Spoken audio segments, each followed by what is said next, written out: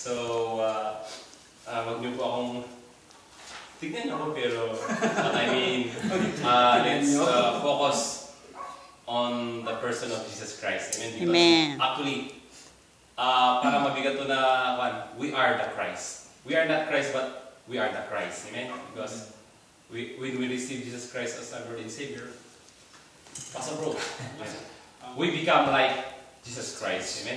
Amen.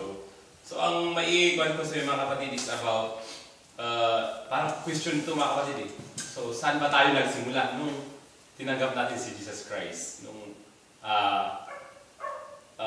nakakuha natin si Jesus Christ. Nung nalaman natin yung sino ba si Jesus Christ. So saan tayo ba nagsimula sa ating buhay na ano ba yung dahilan na pag-start natin na paano natin nakilala si Jesus Christ. Amen? So yun po ang pan natin. So bago yung mga kapatid, let's pray. Heavenly Father, once again, we thank you for your love for us. We thank you for protection, Lord God, in our company, for the strength, Lord God, na binigay mo sa amin, Lord God. And we thank you, Father God, that the good, Lord God, came from you, Father. So, Lord Jesus, because your Son, Jesus Christ, made it all, Lord God, in our behalf, Lord God. So, we pray for this, Lord God, sa aming pag-aaral ng iyong salita, Lord God. It's not about me, but it's all about your Holy Spirit, Lord Jesus, to teach us, Lord Jesus, because we are nothing at all, Lord God, without you. So, just use me, Lord God, as your mouthpiece, Father God, to exhort, Lord God, the word, Lord God. So, thank you. We bless your name. Just let him pray. Amen and amen. So, ang text natin mga kapatid is matatagpuan sa Galatians 3:3. Yung sinabi ni Paul na pakibasa para mapa natin kung ano ba yung sinabi ni Paul sa Galatians 3:3 mga kapatid.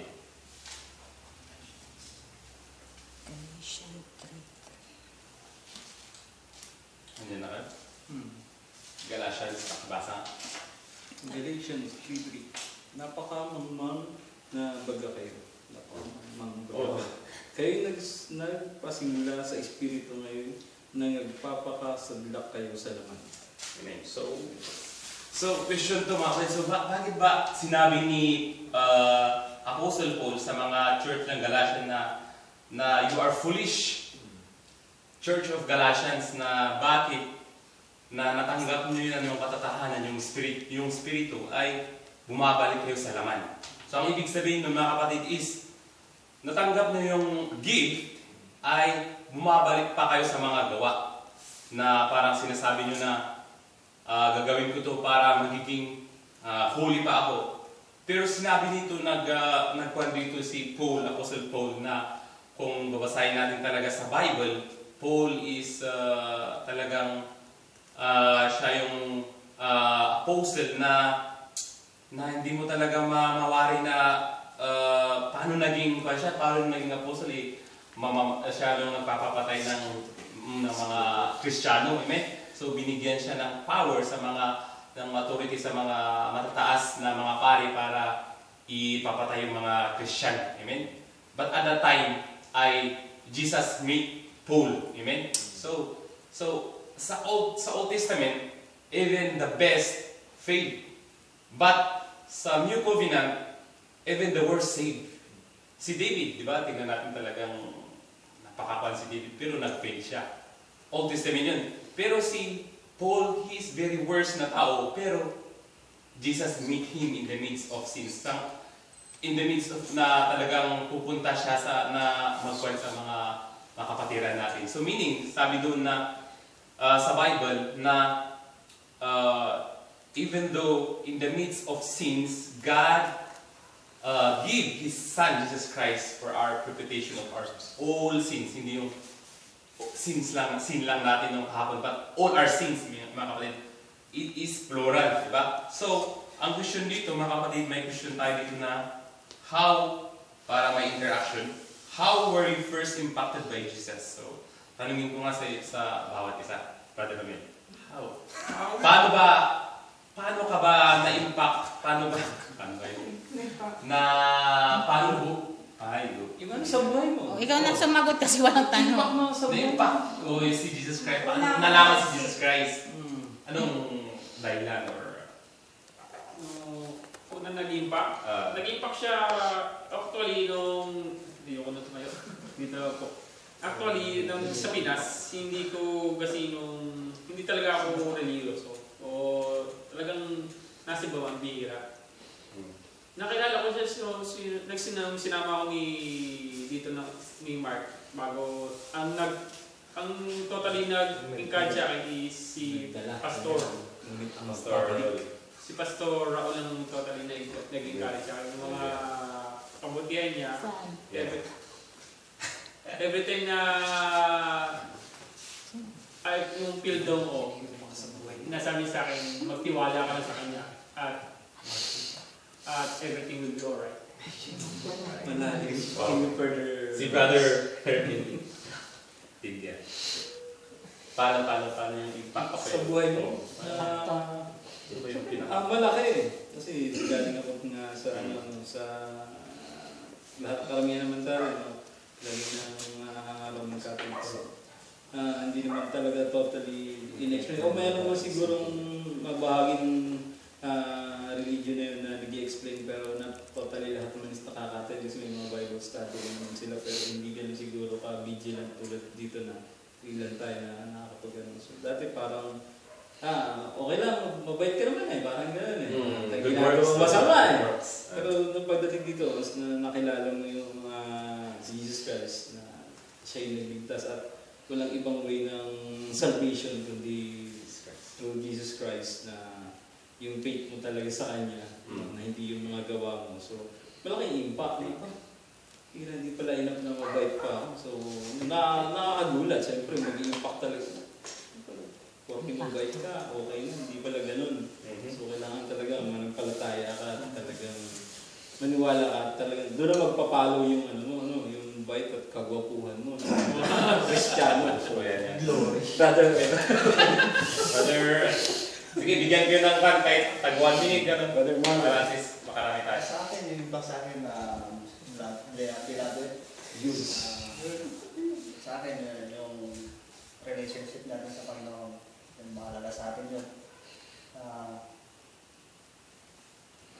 Yung isipin natin yung ginawa sa atin ng Panginoon, yung pinakos sa cross, isipin natin yun. Saka yung siya yung bibigay sa akin ng kalakasan. Impact sa akin, siya yung pagpapagaling. Yan naman. Sakto. Kanya naman po eh. Impact. Oo. First na impact mo kay Jesus Christ. Kay first na... yung impact. Amazing. Siyempre, Panginoon yan eh. Amen. Yung impact sa akin sa buhay ko, Panginoon, marami akong hindi alam sa Kanya. Marami akong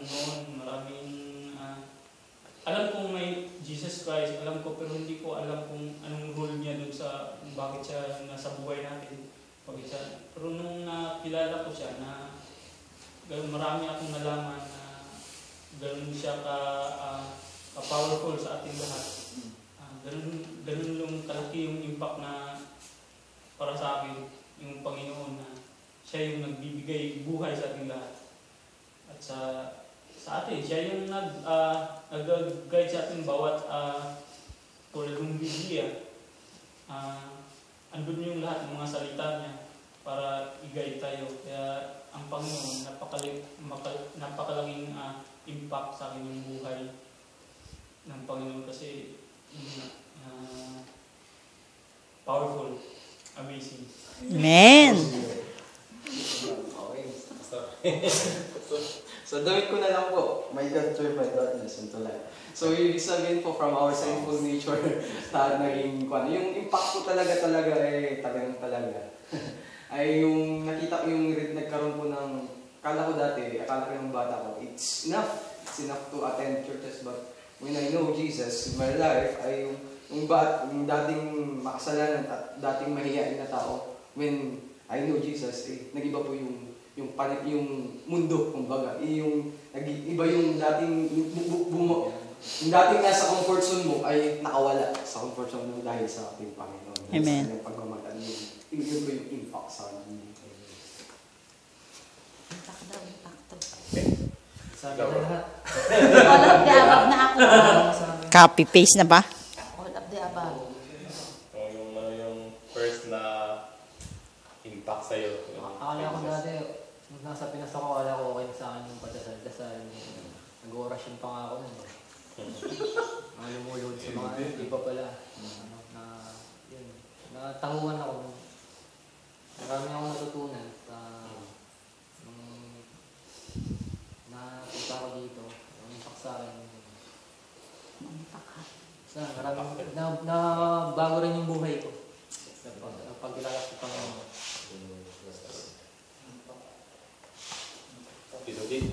Sobrang laki ng impact. Aray ko. Ano ba? Sobrang laki ng Impact impact. sa buhay mo. Anong impact ng makilala Panginoon sa buhay ko first kasi nung makilala ko siya, parang takot na akong gumawa ng mali. Parang kasi yung blessings na binigay niya sa akin, gusto kong ma-maintain sa akin. Ayaw kong bawiin niya kung ako'y magkakamali. Kung yung noon na dati, para akong trend na wala akong pakialam sa mga masasagasaan ko. Ngayon patawaran na nila ako kung sino man sila. So, talagang takot akong gumawa ng mali sa ngayon dahil nga yung blessing na binibigay niya sa akin. Amen. Yun ang impact. Sa akin naman, kung titingnan mo nung pinako si Kristo or pinahirapan siya, kasi noon din ako'y Katoliko, sumasama sa mga krusada. But walang impact sa akin yun dahil parang ritual lang na ginagawa tuwing Holy Week.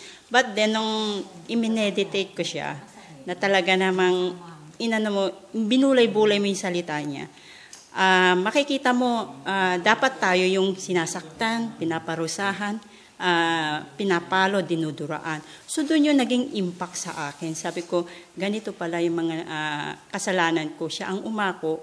Kumbaga ako dapat ang nasa kanyang kalagayan, pero siya ang umako. So yun yung naging impact sa akin na talaga naman na kada gagawa ka ng kasalanan, iisipin mo yung ano ba yung ginawa sa'yo ni Kristo nung panahong iyon. Dapat, yun ang dapat nating iniisip bago tayo gumawa ng anumang desisyon, dahil talaga naman kung hindi dahil sa Kanya, hindi tayo maliligtas. Pwede yung gano'n. Pwede ba yung naging madali, naging masaya ang buhay, naging may kapayapaan ang buhay. Kasi madali dahil alam mo kahit may problema, hindi mo nawawala yan, pero nagiging madali kasi alam mo may Panginoon na tutulong. Naging masaya dahil kahit na may kalungkutan, kapag alam mo ang Diyos ay nandiyan, masaya pa rin dahil part ng buhay yung may lungkot. At yung pinakamaganda doon, may kapayapaan ka. Kasi ano man mangyari mo, wala ka man sa mundo, secure ka na mayroong Panginoon at ikaw ay makakapili niya sa takdang panahon. Amen. So, kung ako, ganun din yung lahat yung sinabi niyo. Kasi, kung Sobra! Ba't siya kasi, ang yung sinabi niyo lahat, kung i-summarize natin, ay na-impact yung buhay natin dahil sa pagmamahal ni Jesus sa atin at dahil sa kanyang biyaya. Amen? Amen. So, na-impact ba yung buhay natin dahil sa batas, mga kapatid? Hindi naman, di ba? Hindi naman na-impact ba yung buhay ko? Kasi talagang ako, lumaki ako sa Katoliko. So, punta ako sa church para mabawasan yung kasalanan. Pero paglabas, Ganun ulit. San dito, paglabas, dito ka rin, di ba? So, walang pagbabago, mga kapatid. So, na-change yung buhay ko nung nalaman ko yung pagmamahal ni Jesus sa akin na I-receive Him as my personal Lord and Savior. Kasi nga, nung testimony ko dati na Shine Week kami, tapos yung barangay namin parang tundo sa Baguio kasi syempre mga bata, alam namin magkuhan ng mga pera, tapos binibili namin mga rugby muna, hanggang pumunta sa marijuana, hanggang sa, di ba, lumaki ng pan. So, kung ikwan natin yung sinabi ko kanina is all about the grace in His love for us na we are changed. Kasi yung teksto natin dito na actually Paul warned the Galatians against turning back. Yung sinabi ko kanina na na-receive na nila yung pinipreach ni Paul na ano ba yung pinipreach kasi ni Paul kung titignan natin. Kahit yung mga theologian alam nila na yung pinipreach talaga ni Paul, sabi niya na I'm not ashamed to preach the gospel. There's only one gospel. Wala pong prosperity gospel sa Bible. There's only one gospel mga kapatid. There is the gospel of the gospel of grace. Kaya sabi nga ni Paul doon sa Colossians na this is my calling to testify the gospel of grace. Amen. So, yung grace na yung sinasabi niya kung ikuan natin sa Hebrew is charis, di ba?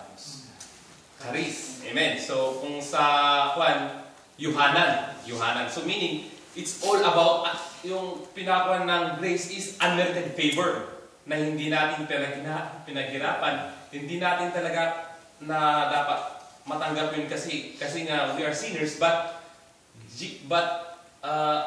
it is free mga kapatid, amen, na binigay ng lubusan. So makukuha lang natin yun sa ating pananampalataya. So ibasa ko sa mga kapatid sa kinuha ko dito sa Galatians 1:6-7. So follow with me in that verse mga kapatid. So sabi dito, Paul warned the Galatians against turning back to the law after beginning in grace, mga kapatid. So, sinabi niya dito, sinabi ni Paul, I marvel that you are turning away so soon from Him who called you in the grace of Christ. Amen? So, to a different gospel. So, ano ba yung different gospel na mga kapatid? So, kung hindi yung sinasabi na about yung the gospel of Jesus Christ is hindi yung gospel mga kapatid.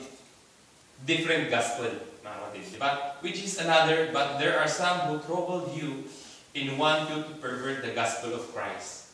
Na pinapervert nila yung gospel of Christ na ginagawa nila yung pinipreachable na it's a license to sin or it's a license to parang okay lang dahil kung naman ay ginawa na ni Jesus Christ. Hindi mga kapatid, sabi nga ni Paul na nagkaroon sila ng debatihan doon sa Romans na sabi ni Paul na magkakasala ba tayo dahil nasa biyaya na tayo? Hindi. Lalo't hindi tayo magkakasala, hindi na tayo pinamumuhay yung kasalanan sa ating mga buhay kasi we are not under the law. We are under grace. Hindi ko sinabi yung mga kapatid, sinabi ni Paul yun. Kasi sabi nga ni Paul na nung nalaman ko yung batas ay naghari yung kasalanan sa akin, mga kapatid. Kasi kung blitz back in the Old Testament, mga kapatid, is si Abraham ba? Nung nabuhay pa si Abraham, mayroon ba yung law? Hindi actually. Nauna si Abraham 500 years ago, di ba? Before the law. Pero bakit natawag si Abraham na follower of faith? Because of faith. Because of his faith to Jesus. So si Juan naman, mga kapatid, si Joseph. Bakit? At that time na talagang kinukuha yung asawa ni Potiphar si Joseph. So akalain mo naman na imposible naman na ng hari ay magkukuha ng asawa na pangit, di ba? So ang asawa ni Pharaoh ay talagang napakaganda. So si Joseph talagang tayo mga lalaki mahirap yun mga kapatid, mahirap na situation yun. Tapos hindi lang minsan, but every day sinasabi niya magkuhan tayo Joseph ganito. Pero meron ba yung law mga kapatid doon? Wala. Mga kapatid. So, si Juan na mga kapatid, si Joseph he is, paano po sabi niya doon na sa asawa ni Pharaoh na paano ko ba magagawa yan? It's a sin to God. So, meaning, nung hindi pa binigay yung law, ay alam na ni Joseph na kasalanan yun. Because Joseph is self-righteous, hindi siya self-righteous, but alam niya yung pagmamahal ni God na he is righteous, conscious with God. Amen? Kung mabasahin natin yung buhay ni Joseph, mga kapatid. Hallelujah. So, sabi ni Paul dito na sinirious niya mga kapatid. Kasi buhay ito mga kapatid, hindi na yung sabi na kasi right believing produce wrong right believing produce right living. But wrong believing produce wrong believing, wrong life, mga kapatid. Diba? So, sabi dito ni Paul na he calls any gospel apart from the gospel of grace is perversion of the gospel of Christ. Hallelujah. So, wala pong sinasabi sa Bible na anti-God. Amen? Wala pong sinasabi ba anti-Christ. Amen? Kung sinasabi nila na maliligtas tayo sa gawa, they are anti-Christ, mga kapatid. But, kung may nagsasabi na we are saved by grace, alam na natin yung mga, we are saved by Jesus Christ. Jesus alone, mga kapatid, para mas clear. Hallelujah. So, sabi dito ni Paul na as the church, basahin ko yung tinignote ko, Paul asked the church in Galatia, point blank, did you receive the Spirit by the works of the law or by hearing of faith? Are you so foolish, having begun in the Spirit? Are you now being made perfect by the flesh? Yung ibig niyang sabihin yung flesh, self-effort, na magagawa ba yung mga gawa na kayo ay magiging banal sa iyong mga gawa? Kasi pinreach na ni na Paul, ni na Timothy na ganito yung sinasabi nila na we are righteous through Jesus Christ. Mayroon pa rin nag-pervert sa kanila na dapat we must do this so that we become more righteous. Amen? So talagang nagalit si Paul doon na kung ako man, tapos sa any angel in heaven or anybody who can preach na kung hindi yung pinipreach namin, he will be accursed na dapat ma-curse siya. Amen? Kasi this is life, mga kapatid. Hallelujah. So, yun yung sinabi, yung pan natin dun mga kapatid sa text natin sa Galatians 3:3. So, Paul was saying to them, you began by believing in His grace. Why are you depending on your work? That is foolishness. Ang ibig sabihin dito, mga kapatid, is ibig sabihin, grace, or ikuha natin, but, ano bang mas maganda, Jesus, or it's me, or it's you, mga kapatid. So, it's Jesus. Because sa akin, napatunayan ko sa aking sarili na, kung nagiging self-centered ako, or talagang, ayaw ko naman talagang gawin yung kasalanan, ay nagagawa ko. Parang nabubuhay yung flesh ko. But, kung ang ginagawa ko ay pinasasamit ko yung flesh ko sa ginawa ni Jesus Christ, that I am the righteousness of Jesus Christ, there is power in that, mga kapatid. Kasi,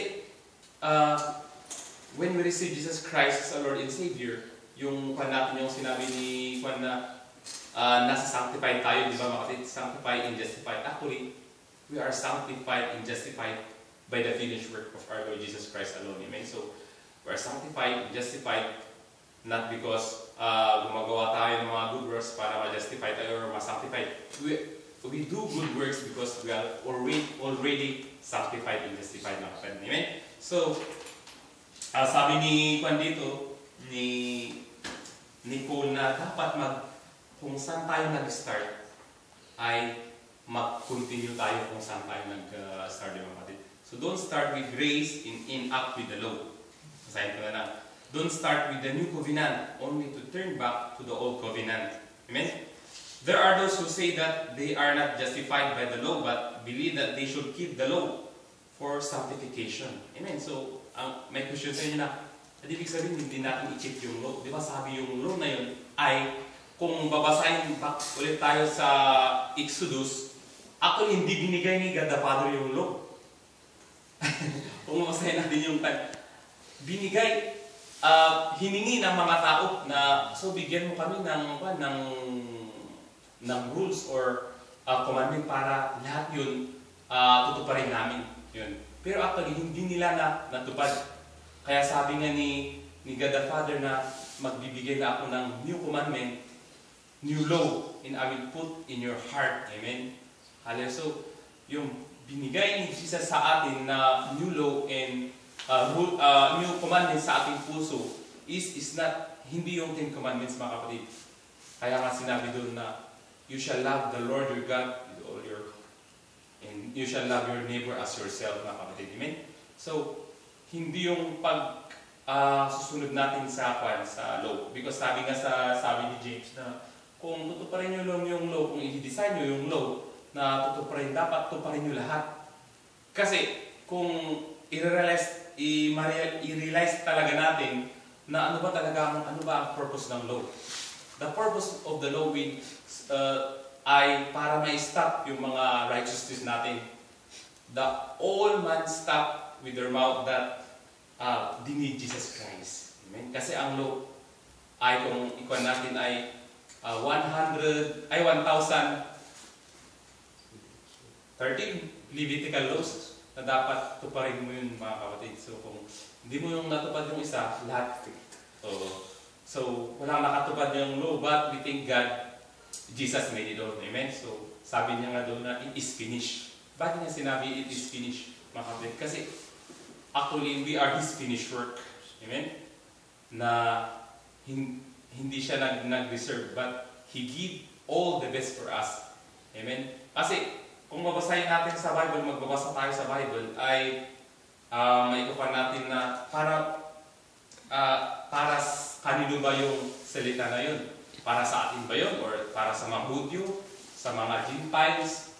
Or sa mga Pharisee? Di ba? Alangan naman na lahat yung medicine, kung masakit yung ulo mo, inumin mo yun, mga kapatid, di ba? So, kunin mo lang yung hindi ko, ang ibig kong sabihin, alangan na kung magbabasa ka sa Bible, yung good lang, ang pipiliin mo, hindi. What I mean, syempre i-preach natin yung whole counsel. Kasi kung ikupan natin yung whole counsel is all about yung si Jesus Christ. Kasi from beginning to the end, I am the Alpha and Omega. He is. Sa start pa lang ni Moses, that's the pure grace. Kahit nagkapan sila na, wala kaming makain. So, God give them food. Amen? God give them manna. So, when the Ten Commandments, na mayroon na yung Ten Commandments, 3,000 died. Amen? Pero kung pupunta tayo sa New Testament, when Peter preached the gospel of grace, 3,000 people received Jesus Christ as the Lord and Savior. Sa Acts, sa the day of Pentecost, na kapatid. So, I believe na may natutunan tayo doon na hindi ko ibig sabihin na kailangan napipiliin lang natin yung ipipreach natin, hindi natin ipipreach yung the Lord is the Lord is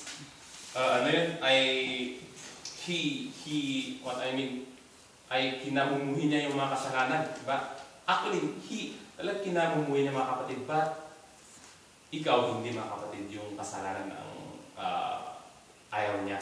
Pero tayo lahat, minamahal niya tayo lahat kasi ano ba ang dahilan na binigay niya si Jesus Christ? So for me, ay lahat na rank ni Jesus Christ, ay ni God the Father, ay pinunta na lahat kay Jesus Christ. Yung judgment na ma-receive natin, ay pinunta niya lahat kay Jesus Christ para ma-receive natin yung goodness. Kaya nga sinabi doon ni Juan na, it is the goodness of God will lead us to repentance. Amen?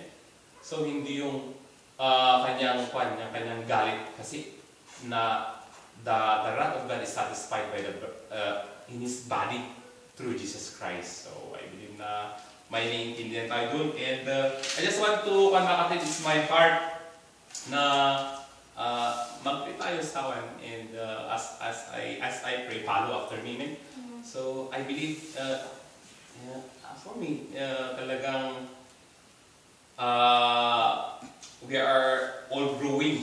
Amen? We are all growing. We have different gifts. Amen? And ako ang testimony ko talaga is talagang ako yung taong walang-wala talaga, but by the grace of God, I am what I am through Jesus Christ. Amen? So, my faith for you, mga kapatid, is we will continue in grace.